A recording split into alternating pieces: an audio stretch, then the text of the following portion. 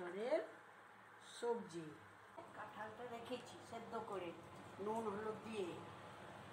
Chilling, long, এই যে দারচিনি, এলাচটাকে ফাটিয়ে দিতে হবে, নাহলে ফুটে যাবে। হ্যাঁ, আলুটাকে ছোট ছোট করে কাটতে হবে, দিয়ে তেলের মধ্যে দিতে হবে। কত গেল আলু? দুটো, 1 কিলো কাঁঠালে 4টে আলু, তার মানে 4টে মানে 250 আলু দিতে হবে।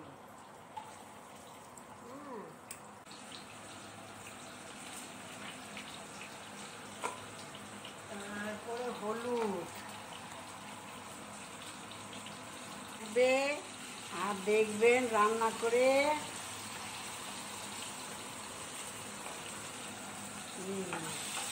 নাড়াচাড়া করবেন।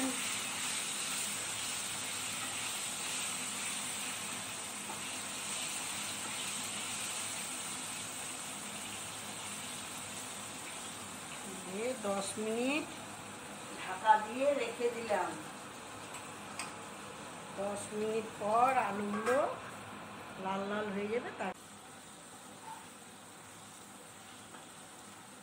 এখন তারপরে কি ডালার আছে? তারপরে জিরে, আদা আর কাঁচা লঙ্কা একসাথে পিষে রেখেছিলাম ফ্রিজে, সেই মশলাটা আমি দিচ্ছি। হ্যাঁ, 2 চামচ দিবেন, বেশি দিবেন না। স্বাদ আলাদা হবে, ভালো হবে।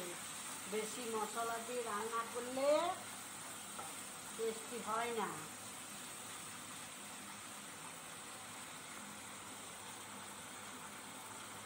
দিয়ে মশলাটা কষতে থাকি, গন্ধটা দেওয়া ভালো করে।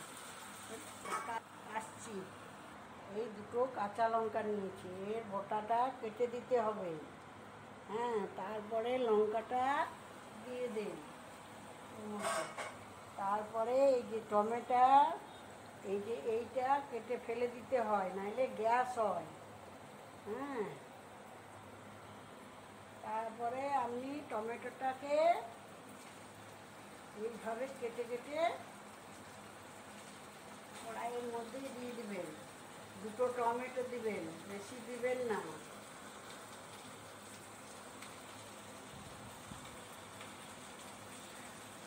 কি দারুণ সুগন্ধ!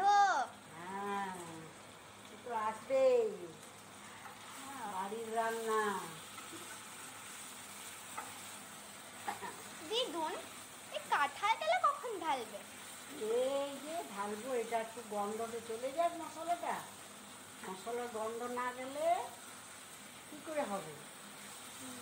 মশলার গন্ধ যাক একটু।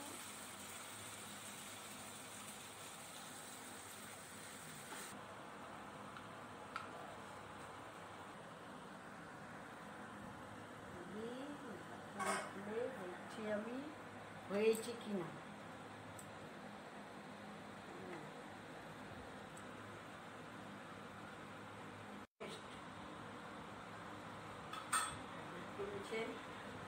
এই যে নারকেলের পেস্ট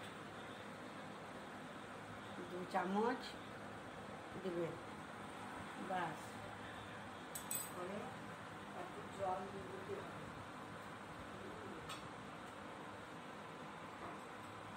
নারকেলের পেস্ট কেন দিতে হয়? আরো ফিল্টারের জল ভালো দিবেন। হ্যাঁ, খেলে নারকেল পেস্ট কেন দিতে হয়? নারকেল পেস্ট দিলে টেস্টিটা বেশি ভালো আসবে। হ্যাঁ, চিংড়ি মাছ নেই, নাহলে চিংড়ি মাছ দিলে ভেজে ভালো লাগতো, কিন্তু এই জল দিয়ে দিলাম। আরও 10 মিনিট হলে আমার ইঁচড়ের রান্না হয়ে যাবে। দাঁড়ান, মায়ের রান্না খেয়ে দেখবেন। হ্যাঁ, ভুলবেন না। আরও 10 মিনিট টাইম লাগবে।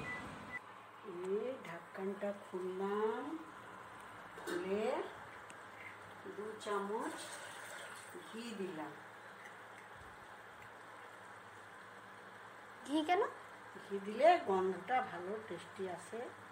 হ্যাঁ, 2 চামচ। ঘরের ঘি থাকলে আরও ভালো হবে, আর না থাকলে মটন ঘি হয়, মটন ঘি দিয়ে দিবেন।